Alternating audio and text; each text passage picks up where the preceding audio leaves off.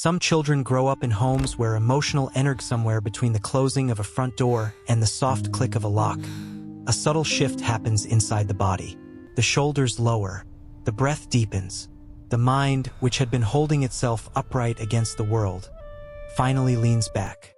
For people who love staying at home, this moment is not small. It is a return, not to a place but to a state. Outside, life demands constant performance. There are faces to read, voices to interpret, expectations to carry. Even in pleasant interactions, the nervous system stays alert, scanning for signals, adjusting posture, tone, and expression. It is a quiet kind of labor, invisible but exhausting. Home asks for none of that. Inside familiar walls, nothing needs to be explained. The body does not have to negotiate its existence. It can simply be. For some, this feels like comfort. For others, it feels like survival. People who are drawn to staying home often do not experience it as withdrawal. They experience it as relief. A relief from stimulation that never truly stops. From noise that seeps into the bones. From social environments that require a version of the self that is slightly louder, slightly faster, slightly more external than feels natural. In the quiet of home, the self returns to its original size. This preference often appears early. A child who lingers in their room after school. A teenager who chooses books, music, or solitary hobbies over crowded gatherings. An adult who feels a wave of peace when plans are canceled. These moments are not signs of disconnection. They are signals of attunement. The nervous system is always searching for regulation, for environments where it can feel safe enough to soften. For some people, safety is found in laughter and shared energy. For others, it is found in stillness, in predictability, in spaces that do not require constant response. Home becomes the quiet place where the system can finally rest. The world often mistakes this for avoidance. But inside, it feels more like nourishment. The person who loves staying home is not running from life. They are listening to their own internal tempo. Every mind has a natural rhythm. Some are fast, stimulated by novelty, fueled by external engagement. Others are slower, more reflective, more sensitive to emotional and sensory input. These minds do not lack curiosity or depth. They simply process the world more thoroughly. And thorough processing requires space. When such a person enters a busy environment, the mind does not skim. It absorbs the tone of conversations, the tension in the room, the unspoken emotions behind smiles. Everything registers. This creates a kind of internal saturation. Home is where that saturation drains away. The quiet is not empty. It is clearing. In these private spaces, the mind reorganizes itself. Thoughts settle into patterns that make sense. Emotions that were held back in public are allowed to move. The inner world regains coherence. This is why staying home can feel strangely creative, even when nothing productive happens. The brain is not idle.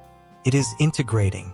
Many who love staying home describe a feeling of becoming more themselves there. Not a better version, a truer one. In public, identity is shaped by reaction. At home, identity is shaped by resonance. What feels right, what feels calm, what feels alive without being loud. These internal cues become clearer in silence. This is why the simple act of being inside, cooking, sitting, reading, listening to rain against a window, can feel deeply satisfying. The nervous system is finally operating in a range it understands. No performance, no adaptation, no constant monitoring, just presence. Yet this preference is often invisible. Society celebrates those who go out, who network, who fill their lives with visible motion. The quieter rhythms of home are easy to overlook. But inside the person who loves staying home, something important is happening. A subtle alignment between environment and nervous system. A kind of emotional ecology where the self can breathe. The quiet pull toward home is not laziness. It is not fear. It is a biological and psychological gravitation toward balance. When the world feels too fast, the mind seeks a slower orbit. And home, in all its small, ordinary stillness, becomes the place where the heart and the brain finally agree on how to exist. It is not escape. It is return. Long before a person learns the word introverted, long before they notice their preference for quiet evenings over crowded rooms, the nervous system has already made its first quiet decisions. It begins in childhood, not in dramatic moments, but in the atmosphere of everyday life. Why moves gently? Voices rise and fall without sharpness. Space exists between people. Privacy is allowed. Solitude is not treated as a problem. In these environments, the nervous system learns something subtle but powerful. Stillness is safe. Other children grow up surrounded by unpredictability, noise, tension, sudden changes in mood. Adults who are emotionally inconsistent, overwhelmed, or unavailable. For these children, quiet becomes more than comfort. It becomes protection. The bedroom, the corner of a house, the place behind a closed door, these are not escapes. They are refuges. A child who retreats into solitude is not always avoiding life. Often, they are regulating themselves. The human nervous system is not built to handle endless stimulation without recovery. But many childhood environments, especially in modern life, offer little room to breathe. Television, arguments, busy schedules, emotional volatility. A sensitive child absorbs all of it. Some children respond by becoming louder, more expressive, more outward. Others respond by becoming inward. They learn to create a sense of safety inside themselves when the outside feels too loud. Over time, this inward space becomes familiar, comforting, predictable. Home becomes associated not just with physical shelter, but with emotional containment. And that association does not disappear in adulthood. It deepens. People who love staying home often had early experiences that taught them how to find peace without external validation. They learned to be with their thoughts, to entertain themselves, to process emotions privately. This creates a kind of psychological self-sufficiency, not independence in the practical sense, but in the emotional one. The world can be stimulating, but it does not define their inner stability. Another origin lies in overstimulation. Some nervous systems are simply wired to take in more information, more sound, more emotion, more subtlety, a raised eyebrow in a conversation, a shift in tone, the undercurrent beneath words. For these people, being around others is not neutral. It is immersive. This is not weakness. It is sensitivity. And sensitivity requires recovery. When a person like this returns home, the nervous system finally releases what it has been holding. The hyper-awareness softens. The mind stops scanning. Home becomes a kind of emotional decompression chamber. This is why socializing, even when enjoyable, can feel tiring afterward. Not because people are disliked, but because the system has been working intensely. The love of staying home is often the love of not having to process anything for a while. There is also the role of early emotional independence. Some children grow up having to take care of themselves emotionally. They learn not to rely on others for comfort or understanding. They become quiet observers, listeners, internal processors. These children often grow into adults who are deeply reflective. And reflection flourishes in solitude. Home becomes the space where their inner life can finally stretch out. The preference for being inside is not about avoiding connection. It is about choosing the environment where connection to the self feels clearest. There is a quiet dignity in this. Yet many people who love staying home do not consciously know why. They simply feel a pull, a soft gravity toward familiar rooms, dim lights, and private time. It is the body remembering where it first felt safe enough to exhale. Not every story behind this preference is marked by difficulty. Some are shaped by gentle, nurturing homes that taught a child how to be alone without feeling lonely. But whether born from warmth or from the need for refuge, the result is the same. A nervous system that associates peace with private space. And so the adult grows, builds a life, navigates the world, yet still returns to this original place of emotional alignment. Home is not just where they live. It is where they were first allowed to be fully themselves without interruption. That memory lives quietly in the body, and it never truly leaves. Beneath every preference, there is a pattern of electricity. Neurons firing, chemicals rising and falling, a body quietly deciding what feels like balance. The love of staying home is not only emotional, it is neurological. Some brains are designed to seek stimulation the way a plant seeks sunlight. They crave novelty, movement, social interaction. Dopamine, the chemical of motivation and reward, rises easily in these environments. Other brains are different. They produce enough stimulation on their own. Thoughts loop. Imagination expands. Internal dialogue moves like a slow river. For these minds, too much external input does not excite. It overwhelms. This is often described as introversion, but the word only scratches the surface. It is not about shyness. It is about how energy is metabolized. When an externally oriented brain enters a busy room, dopamine increases. The system feels alive. When a more internally oriented brain enters the same room, cortisol, the stress hormone, often rises instead. The nervous system prepares for overload. This is not fear. It is processing. Sensitive nervous systems take in more detail. They notice more, and every detail costs energy.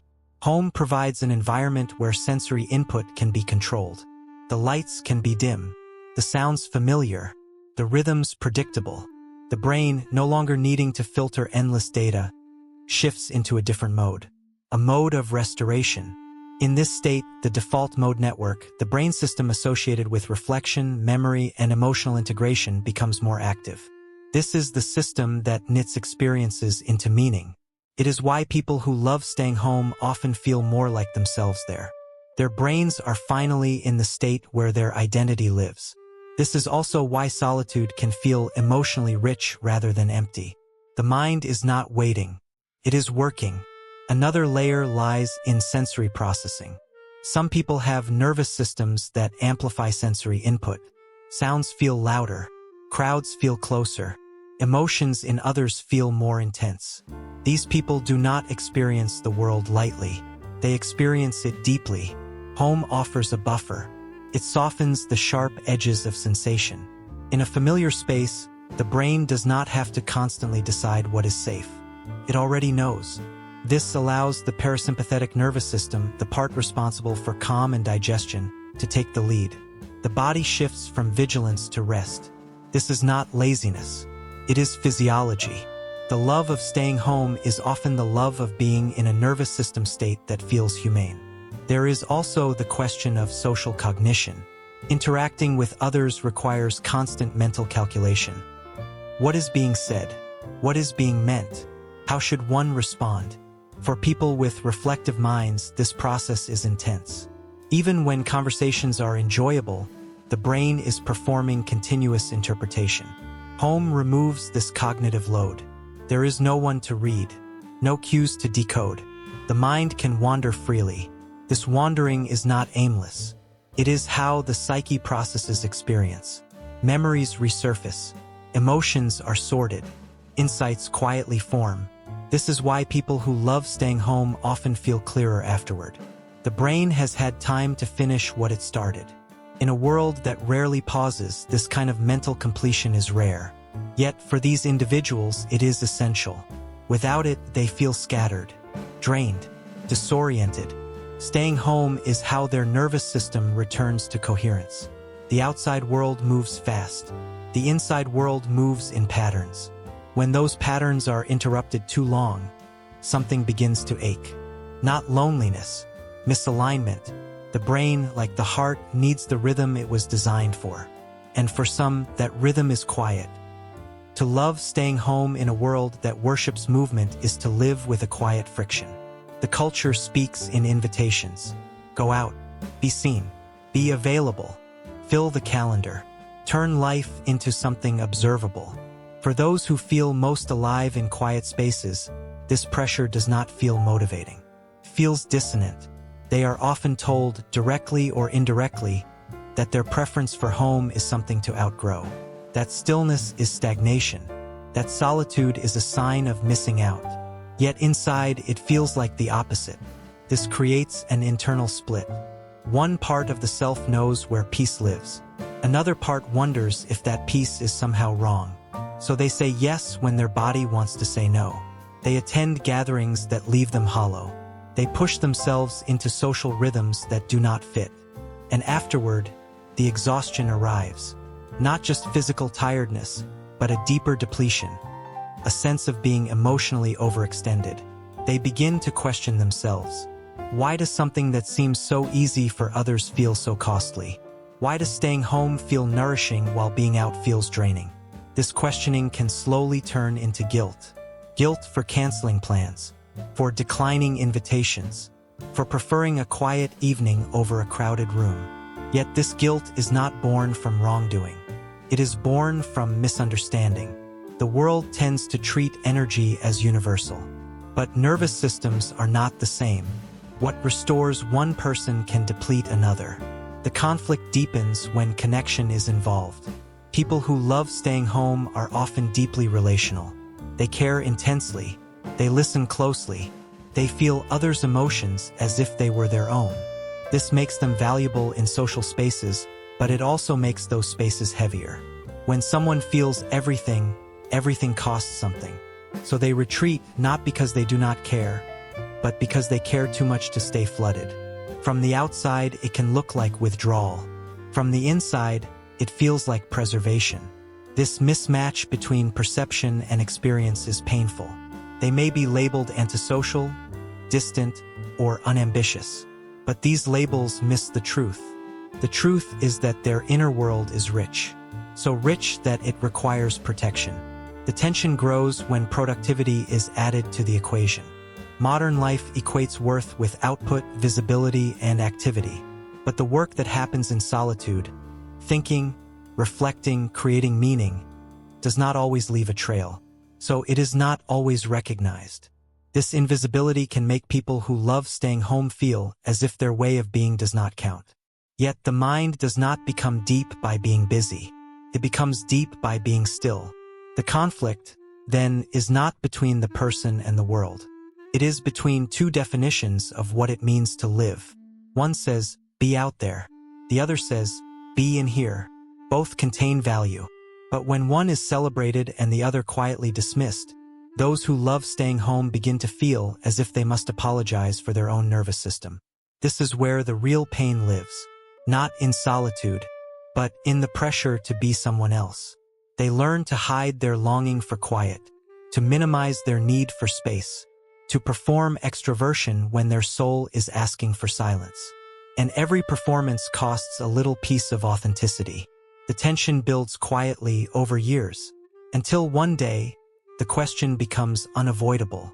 Is something wrong with this way of being? Or has the world simply forgotten how many kinds of minds there are? Once the inner permission has been granted, something subtle begins to change. The relationship with quiet shifts. It is no longer something to escape into. It becomes something to live from. People who love staying home begin to organize their lives around the rhythms that actually support them. Not in defiance of the world, but in dialogue with their own nervous system. They still move through society. They still form relationships. They still engage. But they do so from a place of internal anchoring. Home becomes a kind of emotional base camp, a place where the psyche is restored between journeys into the world. This allows for a different kind of strength, one that is not loud or forceful, but steady. They learn that they do not have to be everywhere to belong. They only have to be somewhere that feels real. Connection becomes more intentional, less scattered, more meaningful. Instead of many shallow interactions, there are fewer, deeper ones. Instead of constant availability, there is presence when it matters. This is not withdrawal. It is discernment. The nervous system, no longer stretched beyond its capacity, becomes more open, more resilient, more able to hold emotion without shutting down. Paradoxically, honoring the need for home often makes these individuals more emotionally generous. Because they are no longer depleted, creativity also begins to take root. In quiet spaces, ideas are not interrupted. Feelings are not rushed. The inner world is given time to form shapes. This is where writing, art, insight, and deep thinking often emerge. not from chaos, from stillness. The person who loves staying home is not small. They are spacious. There is room inside them for nuance, for contradiction, for the full complexity of being human. This spaciousness is cultivated in solitude. The world teaches people to expand outward. Home teaches some people to expand inward. Both are forms of growth. Learning to live gently means trusting that the nervous system knows its own needs, that peace is not something to earn through exhaustion, that rest is not laziness. It is maintenance of the self. The home becomes a place where the body is not braced, where the mind is not on guard, where the heart does not have to filter itself. In this environment, healing happens quietly. Old wounds soften. Anxieties lose their grip. The psyche feels less like a battlefield and more like a garden. This does not mean life becomes easy. It means life becomes honest. The love of staying home is not a rejection of the world. It is an affirmation of the inner one.